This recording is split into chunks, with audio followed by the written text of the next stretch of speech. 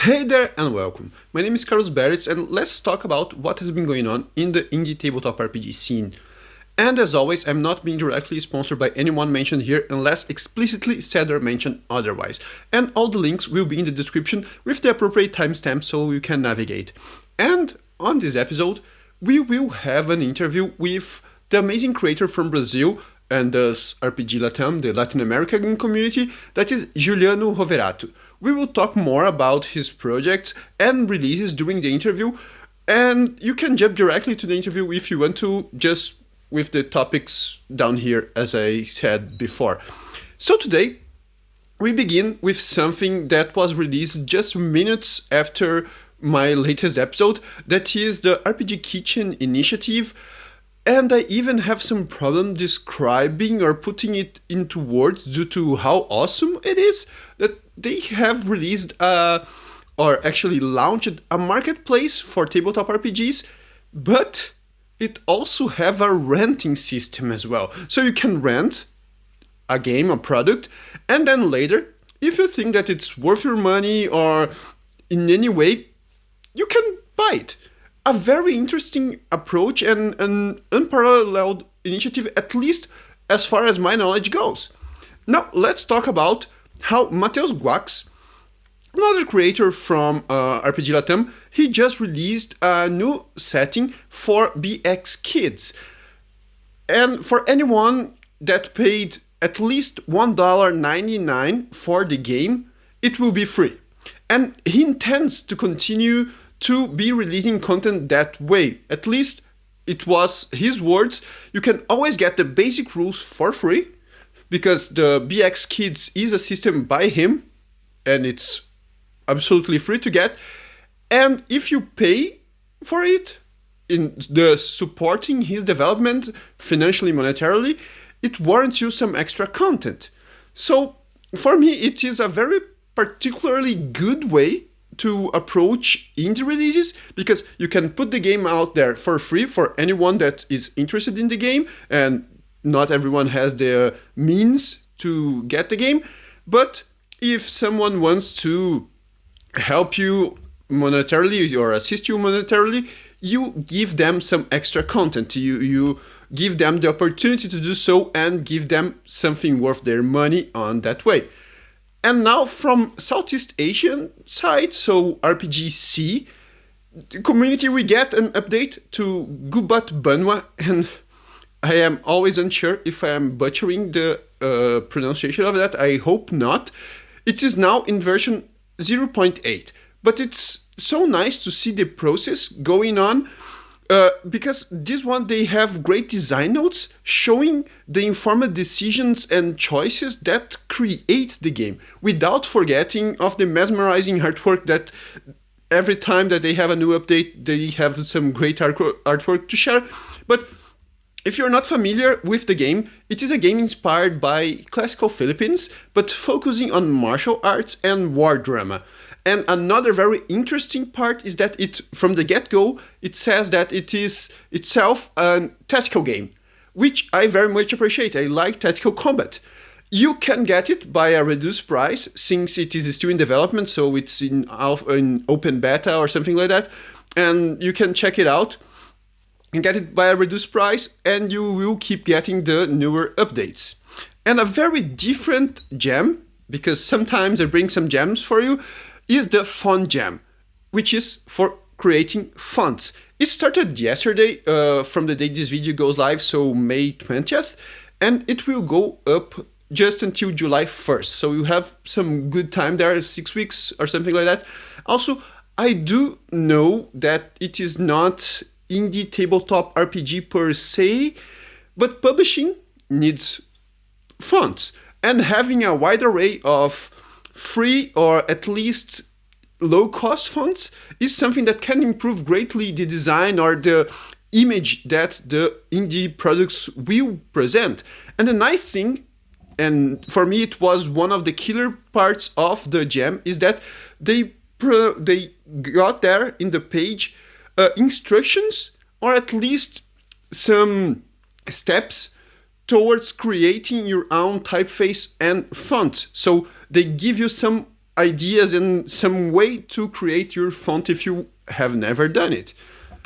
And as I am trying to create something regularly here on the way of mentioning threads or some subjects that are being discussed, I am bringing a thread that is actually now a blog post since Lucas Rolim, another creator from RPGLATAM, started blogging. And his words is that he started that to spare everyone's timeline from his very long threads. His words, not mine, okay? So the text is about the energy flux of magic, and it comes from a point of view and perspective of a biologist, because Lucas himself is a biologist. But the thing is that coming from some ideas like Vention Magic and the big dragon game Vention Magic, which differs from the original idea of Vention Magic, and other ways to imagine magic. I'm saying magic a lot of times, but how can we tie up the magic idea or the magic itself into the universe of the world? I really like the way that he disserted about it, so perhaps it's something that will help you in creating not your games only per se, but if you are playing, if you are DMing, it's something that you can incorporate in your universe. And another one is more towards creators this time, and on some informed opinions brought to by Jared on if you are trying to get at least a small print, like 100 copies printing run, and he brought some enticing points about the process of publishing, and it can be a whole mystery for a myriad of creators, and not just printing themselves and publishing, but also on the distribution of it. So if you ever think about having your game in the physical format and you want to sell it, distribute it, print them, it's a very nice way or a very nice thread to get your thinking going and to get you started off the whole idea of how to put it together and some of the costs that it may incur. And that's it. Without further ado, we have the interview with Giuliano Roverato. So, see you later. Okay, so since, as I talked before, we are having Giuliano Roverato with us. He's a part of Roll for Tarrasque. He's also a creator from Brazil, so also from the RPGLATAM community. So Giuliano, why don't you introduce yourself? I guess you are better than that than myself. I'm Giuliano from Brazil. My day job, I am an advertiser, but mostly I now write stuff for RPGs. Done a couple things from pamphlets to books, and also try to do a couple interactive fiction pieces. So yeah, pretty much that. Yeah, it's nice that you mentioned about the from pamphlets to books, because I saw that recently you are in phase of fulfilling a physical run for one of your games, minimalistic games, short sword, I guess. Yes. So how was this experience of trying to put something in physical form compared with other releases? To me, it was very hard because I'm not someone that works with graphic design. Like, I work in advertising, but I'm not in part that deals with art. Like, a lot of graphic designers work in advertising, but I'm not one of them. So that was really hard because I learned to mess with InDesign, this kind of stuff, just last year. And there's a big jump from doing something just digital to then doing it on actual print. I struggle a lot. I try not to sound like I'm struggling a lot. Well, I was talking to a David who ran the Kickstarter. It was really tough because there's a lot of details that I didn't know. I had to Google it all up. It needed to be quick. I was trying to make it ready for print before David contacted me. He messaged me and said, like, oh, we're having this Kickstarter. The whole idea was like, we need something that is ready to print right now, because they didn't want to have any development. Like, it was just getting the money to print. So I just had finished trying my first layout that was going to be printed for this game. So I said, I can do this one. And then I discovered that I had a lot of mistakes and things, a lot of dumb easy mistakes to fix. But it was a very good learning process. Yeah, it was with ShortSword, which is a system, minimalist system, I guess, for trying to emulate the OSR idea and vibe. Yeah, it's supposed to be a play on Warhammer. So it's like Warhammer is big and ShortSword small. Yeah, I saw that was also a play with words with some kind of two-hand swords, but yeah. Let's not talk about that. But yeah, at least actually, since we started talking about the idea that you came from pamphlets with fully digital ones, I actually happened to have two of your pamphlets that when I am actually finishing a Troika adventure. So these were the first two Troika adventures that I was giving a look at it. One of them is the Moon King Wants to Party, and the other one is Back to Terrifying Cuisine. So how was how did you came to the idea of creating pamphlet adventures for Troika, and what can you bring us about them actually? That's a pretty cool story, I guess. It actually starts with Twitter and the Brazilian guys are there, like Gontijo. I actually don't know how to say his name. I never actually said it out loud. I only typed it in. And he was talking about using public domain art to make stuff like he always does, great stuff. And I was like, okay, I can do this. Like, this is easy enough. Like, and at the same time, I think it was Nate Trim. He was doing the pamphlet stuff, like, and with like a small craze. And I was like, I can do this. So I did the first pamphlet I actually did was Frozen Province, which I used like public domain art. And at the same time, I was making Bacto, which was an idea I always had, like before I actually started writing and stuff, that I wanted to do like an Iron Chef style dungeon. And then I sat down with my friends that I made Roll for Taras. And then I was like, there's pamphlets. Oh, let's try to make this into a pamphlet. And then I had to cut all that stuff. And then we had a lot of cool ideas, like the whole, you create Bacto by filling up in the blanks on like a little description of him. There's a time aspect of the dungeon because it's so tiny. It's so hard to do. Like the biggest challenge of pamphlets is like you really don't have a lot of space and you can't write a lot. So we had to cut a lot of stuff, but it was really fun. And originally Bacto was not a Troika thing. What happened was a lot of people who were involved with Troika, they liked it so much and they started talking and then people started associating with Troika. And one guy actually did, I don't remember his name right now, but he actually did a conversion for Troika for Bacto. And I was like, okay, I guess people like this with Bacto. It's actually written for like generic old school D&D. Like a lot of it is due to Fiona from Rat Conspiracy, like editor. She works for Exotic Funeral too. She loved it and she was like the biggest fan at the beginning. She was like retweeting and that was really cool. And then Moon King started as a Troika thing. Last year they had the Troika pamphlet jam. I actually didn't finish at the time. It was done. I just had to lay it out. But I was like, just after COVID had broken out, so I was like a bit extra depressed. So I ended up like, I'm not gonna finish this. When I actually released it, the artist Sam, he actually was like, oh, I didn't even remember I did this because it was so long ago. But yeah, Moon King was supposed to be like, let's do the same thing for Troika. This one I did it all myself. Like a lot of those I did all myself. Sometimes I get help from the people of Roll for Task. But the idea was like how to make a sequel of sorts to Bacto. So it uses a lot of similar structures at the beginning. It has like a little thing you fill out for the Moon King, but this time is an invitation to a party.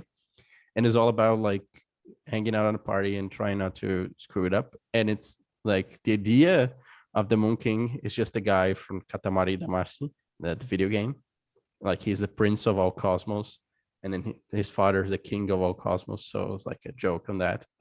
And then there's just a bunch of jokes, which is really fun writing for Troika because you can just make a bunch of jokes, and Yeah, it's an adventure. I would say that because with Troika you have this whimsical way that I really thought that Bactus actually, even if you did not plan for it to be Troika itself, it lends a lot of it with the kind of cooking shows, and you have the time to go search for ingredients, make it, and perhaps they will like it, perhaps they won't. And the Moon King for me is also one very interesting idea of trying and bringing different jokes, but very whimsical things, and Yeah. putting it together in an adventure. And actually it fits very well with pamphlets because it's evocative. You can bring a little bit of text about it and then let people build it from there. And recently, for one of the jams that I worked as well, I made something as well, was the folklore jam for Morkborg. And I saw that you very got the idea of something from the Brazilian origin, that is Santo do Pauoco in Portuguese, which is Hollow Saint. Yeah, I kind of translated. I don't Yeah, know how it actually. it was a translation, but I really enjoyed the idea and how you put it together, and it was quick in a way. It was one of the first releases on the jam. There's a secret. So from where did you get that idea of Hollow Saint? So Hollow Saint has actually started in 2020. So like I actually had something ready. It was just like, oh, they're doing folklore stuff, and I got a folklore thing. And it's like, I'll just stat it for Morkborg because I didn't even know what system I was gonna do it for. So I was like, okay, let's do Morkborg. And then I did it. But the actual idea for the Hollow Saint came from it's a very common like legend thing in Brazil.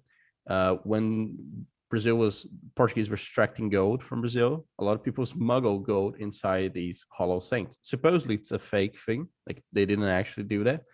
But then you find all these wooden saints that are hollow out inside. And I always find that fascinating when I was a kid. Like I remember actually seeing one of them supposed once. And I was fascinated by that.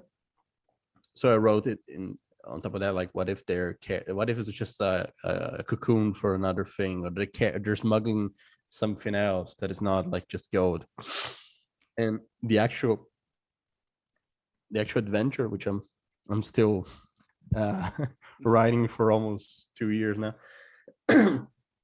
it is actually just a take on Warhammer Adventure, old Warhammer Adventure that is called Night of Blood. It's a very quick one-shot adventure that's about you going to I don't know, an inn or something, and there's something clearly wrong in this inn, and at the bottom of the inn there's actually a demon statue that comes to life. And it's a really cool adventure because if you don't interact with it, something will happen, and the consequences will be different if you interact, because the demon kills everyone if you don't interact. But the next day the cops show up and they go, oh, why is everyone dead but you're alive, like if you didn't do anything. So I like that. It started from that, it became something else, but it has a bunch of mutants. Check out the art recently for like all the art's done now. And there's the cool Hollow Saint, which was really fun to do, the whole reproductive cycle of them, like they go from like a cocoon, and it's a religious figure, so like they develop to the point where like they know humans are going to protect it. Oh, they go, oh my god, it's crying blood, it's a miracle. Actually, the first introduction that I had of the Santo do Pauco, the Hollow Saint in Brazil, was more that it was used for some priest or something going inside of it and speaking from it to try and pass some idea that it was the saint itself that was talking with them. And also that makes a lot more sense. They had a lot of this idea about the smuggling gold as well, because colonies. But the first idea, the first one that I heard about the Hollow Saint was that, and I really think that it matches very very much with your idea. and the art, as you were mentioning, was breathtaking, and having Yeah, each one of these steps happening and the consequences for each one of them was really interesting for me. Like uh, it it really fits well with the Markborg team.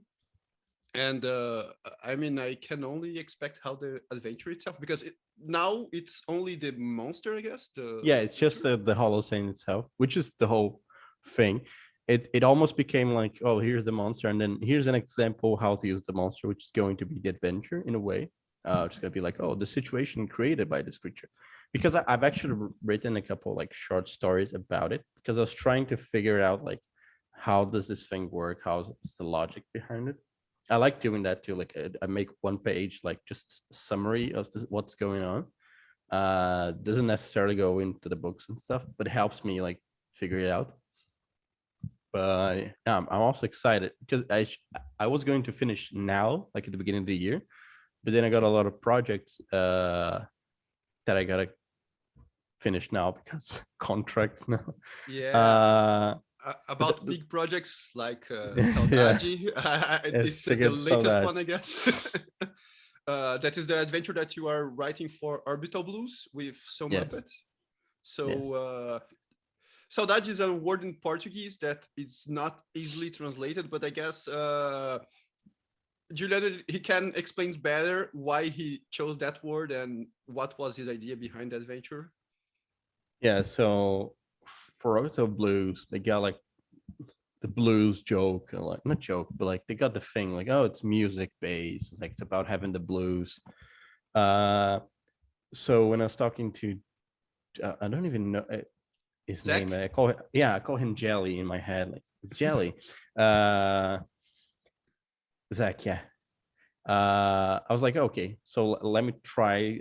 I think, okay, music in Brazil, like bossa nova, easy. Everyone knows it outside of Brazil too. I was like, oh, I like the song, Chega de Saudade. And then I listened to the lyrics. I'm like, okay, it's really about saudade. I was like, great, I'm gonna do that.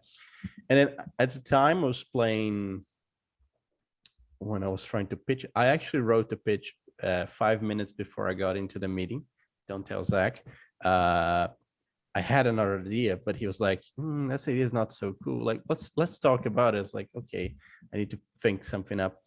And I was playing the Star Wars game. I saw the Republic 2, and there's a very interesting scenario at the beginning. There's a station that's doing space station that's doing a menial job that's like stupid, and they have a fueling problem. And there's a corporation there just trying to mess with it. And I thought that was a cool idea. I was like, what if the people working at the station, they actually didn't want to work anymore because it's a stupid job, it's like alienating job. So like we don't know why we're doing this and this seems futile. We just want to go home. Like I miss my home. Not miss is the not the perfect translation, but like I have saudade from my home, from my things, not just from objects and places, but like memories.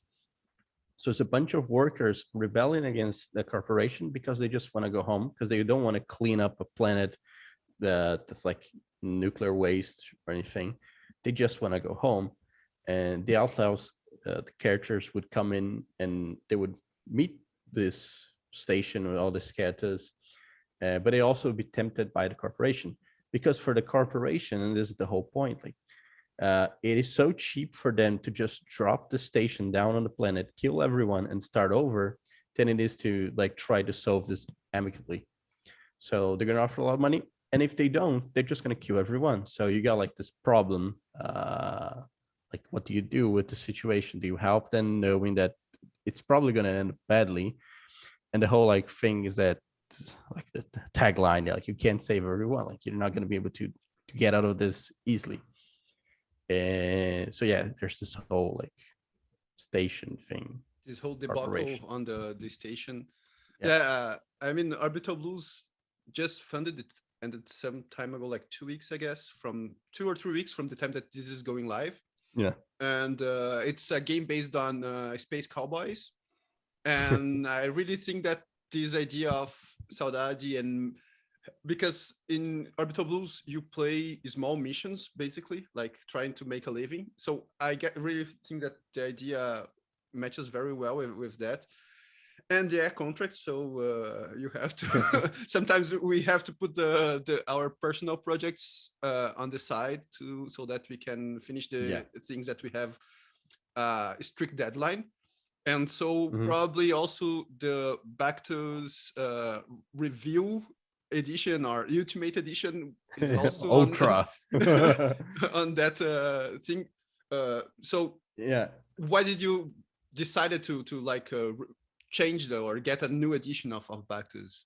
It was just because it was like we talked, like wasn't originally for Troika, and then people like started using for Troika. Like a lot of people use it. If you get the Troika book, you get the Star Adventure, the Blanche-Mange and Thistle. I don't know how to say that.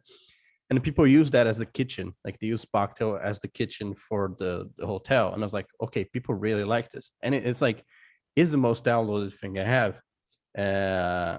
So it's like, okay, and I was like, we cut a lot of stuff, and a lot of rooms could use a little more description. Like I get it's evocative, but sometimes it's like it's actually some people came to talk to us, like people were getting confused about certain things. We have a visitor as well. Oh yeah, my cat is here. she's a bit sick right now, Oh, so she's a little needy. Uh, so I was like, yeah, and I wanted to work with a particular artist from Brazil, Silva João. Uh, he's a cartoonist. He does like funny comics, funny strips, and he has a very cool art style. It's very like I don't know, like childish, but super cartoony. Let's call it like that. And I was like, I pitched the idea to him. He was like super on board, and we started doing art for like a bunch of the things in the dungeon, and they were amazing. I was like super excited about this, and then I did a couple. I want to do more, but I want. Oh no.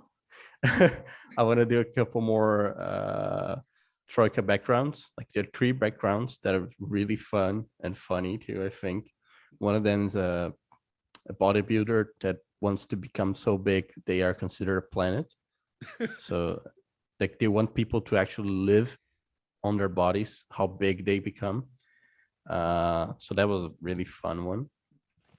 yeah, the whole idea of messing with backgrounds in Troika is something that That's so fun. It's so fun and so evocative. Like you have the most absurd idea that you can think of, and you can just put together some stats on it and some possessions, and you can do something that is useful and that feels fun to play as well. This is something really interesting when playing with Troika. Yeah, I really like Troika because it's really fun to write for. Like you said, like it's so easy to do it, and like every little thing you put in, it says something about the character. Like I love what people do in the Troika Discord. Like some people who create skills. Like, and this is funny because in the book, there's not a lot of weird skills, but then people will make a lot of weird skills. Like, oh, you have 2 points in depression or something like that, and they actually do that. And like the book doesn't actually give that many weird ones. It's like, oh, sword fighting, which is interesting how people perceive that. And when I actually play Troika or a DM Troika, I think people really like the backgrounds because it's like it's so fun to roll one and they, oh my god, a monkey monger. It's like what? Yeah, and I guess when you released it, it was around the same time that Melsonian they were putting a new campaign for the campaign on Kickstarter. So I guess it also got a little bit with the same schedule. Oh yeah, I was already doing it. Like that, what I released was already done. Uh, and then Masonic was doing the Troika Kickstarter Fest. for Yeah, Troika Fest actually. Troika Fest. Yeah, and they were doing the Kickstarter too for Academies of the Unknown. I don't know the Magic School book they're doing. Yeah. And then I was like trying to hype it up because I really like Troika. So I was trying hyping up Troika. I was like, oh, if this gets like 100 retweets, I'll release a snippet of Bacto Ultra. And I did that just for fun. It's really cool. because I didn't want to actually do it right now, release it. But I was like so hyped because I actually want that book. And yeah, but the actual project itself, It was already planned even without the Trackafest idea. Yeah, and... I was just like, oh, let's do a sneak peek because I'm this year, like my goal this year, personal goal is like I'm trying to release something every month, or at least get a job every month, like a little freelance project. And it has been working, but it has been a lot of work. But the actual Bacto itself, I'm just going to expand a little bit on some of the concepts of the rooms. Like they're going to be expanded. There's going to be a new layout for that. And I want to also do a map, like a really cool map, still on the works. And there's going to be alternative ways to play, which is going to be the whole, the big thing.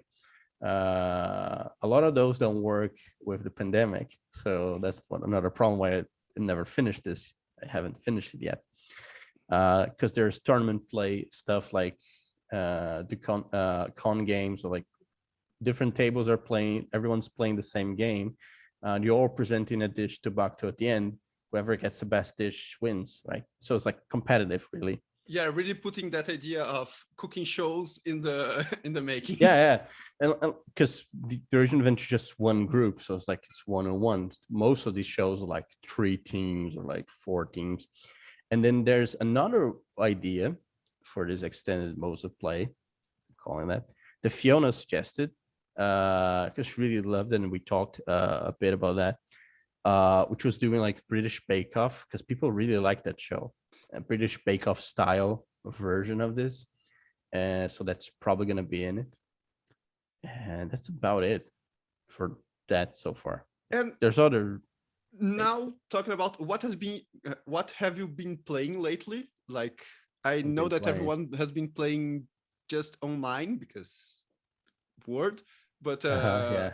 what have you been playing lately? Like from indies mainly, I would say.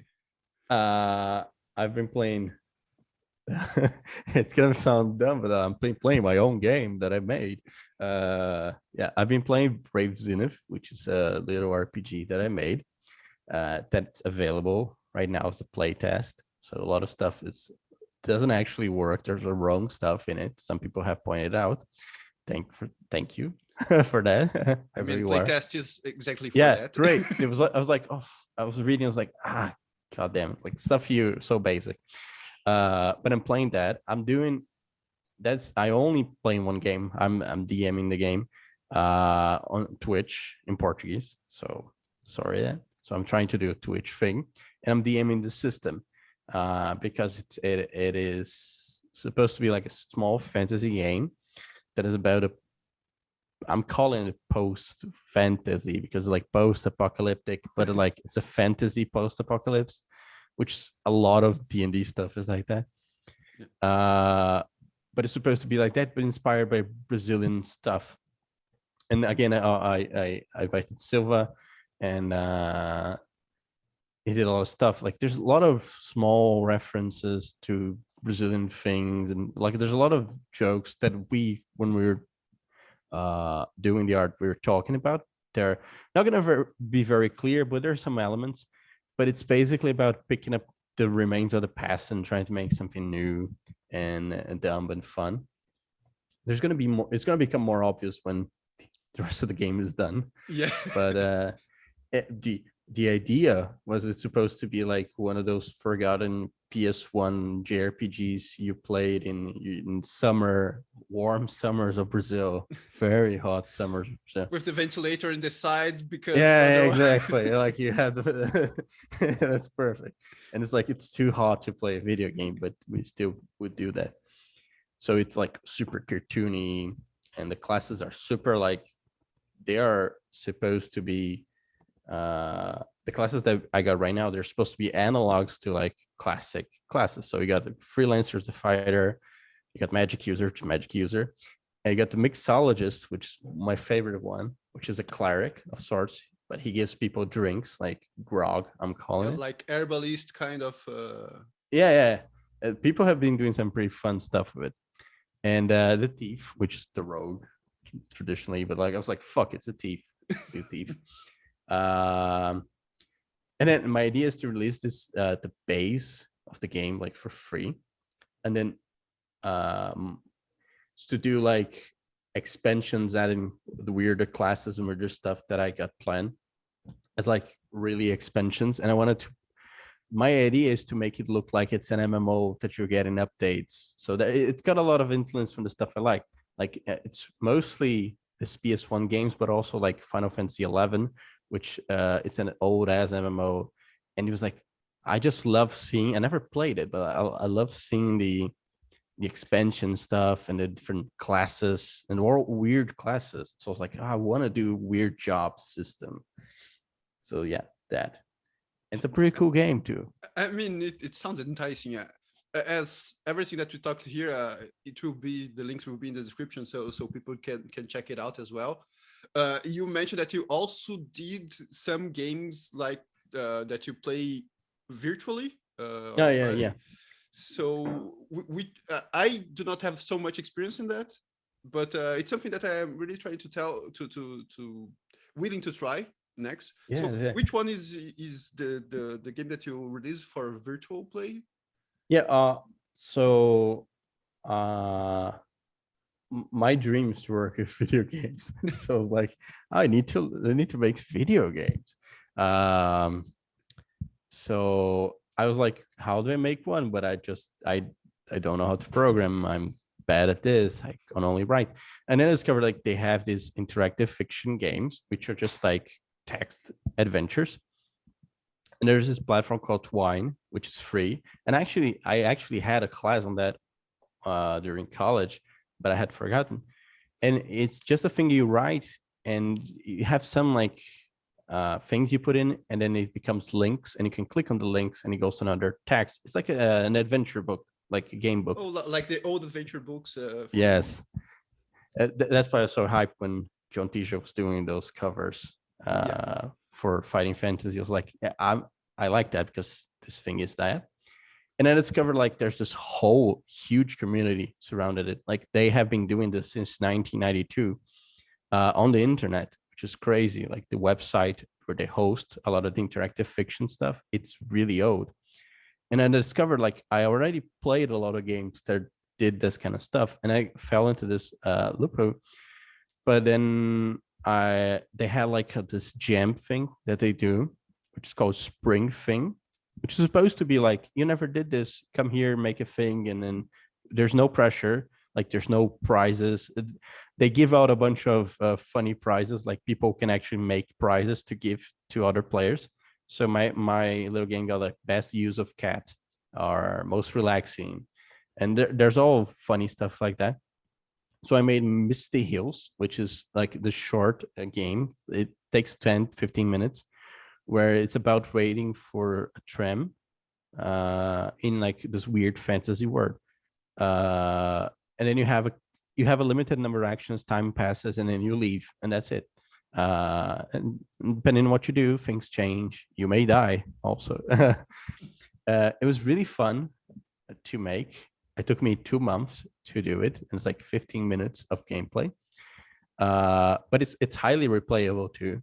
And I was learning a lot of stuff, which is really, really hard to make these things because you start doing like choices and they start becoming like this. It becomes a mess. Yeah. Because if you never use Twine is like a bunch of post-its that they are linked. Like there's a link in the visual software, and when you start doing a lot of them, it becomes like a visual mess. So you have to like, I need to separate this, and it's like I made a 15-minute games. There are people who make like 6-10 hour games on this thing, and I'm like, holy shit. And I did just the text, and there's people who do like animation, visual stuff. It's really crazy. It's really fun, and I think it's great if you don't know how to program, because you can do anything with this. It's just text. Yeah, and even more with the pandemic, that makes it harder to play with other ones. Like solo plays are a thing, but some solo plays require a Jenga tower or something, building blocks, and not everyone has easy access to that. So having these games that you can run virtually by yourself and still use that idea of the tabletop, that sentiment of the tabletop is a very good a very good experience to have. Yeah, I'm really liking. We're in the same WhatsApp group, right?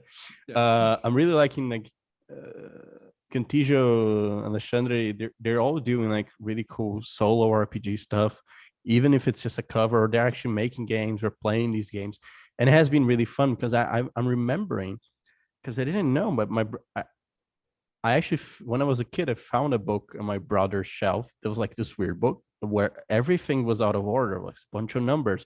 And now I know it's a fighting fantasy book, but I didn't know back then. So I didn't even play it because I didn't understand it. But I actually played the other day. I was like, oh, because I saw Guntijo's cover and I was like, I want to play these games. And they're actually really fun.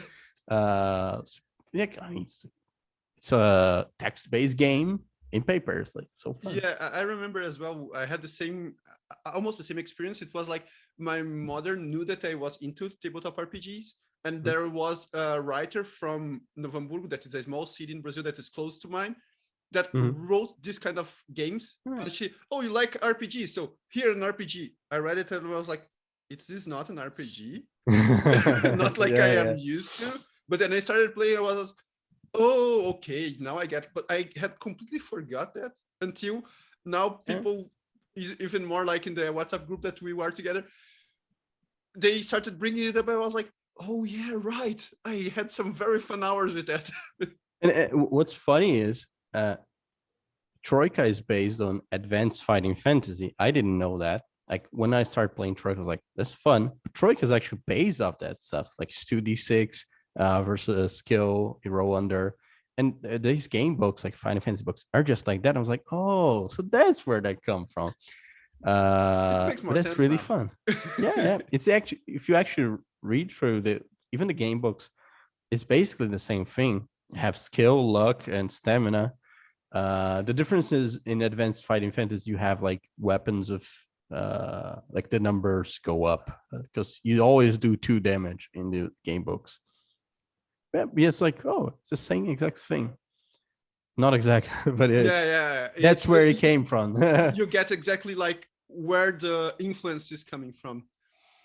I guess we are reaching our 30 minutes regular talk.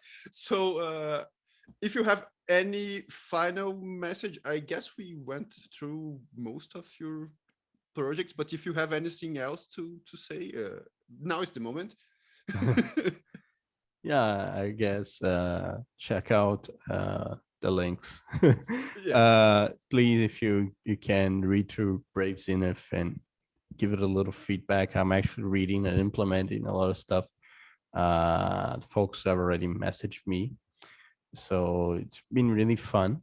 And if you, for some reason, watching this and you speak Portuguese, Brazilian Portuguese preferably, I am on Twitch too. So you can follow me there and watch an actual play of Brave Zenith. Even if you don't, you can just watch it. It's fun. Visual. I guess that's it. Yeah, so I thank you very much for your time, for being available to have this talk. I will see you in our next on online spaces like the Discord or WhatsApp and everything right there. Yeah. So thank you very much. Thank you so much. It was really fun. That's it. So that's it for today, for today's episode. I hope that you like it. If you like the video, like that video, share, subscribe. You know how internet works. Let me know in the comments what you thought about the video, what you are liking about the series, what you dislike as well. It's always welcome. I have my itch.io store. I have my coffee. If you are enjoying the series, consider paying me a coffee. It will always be more than welcome. And I will see you all in my next video. So, see ya!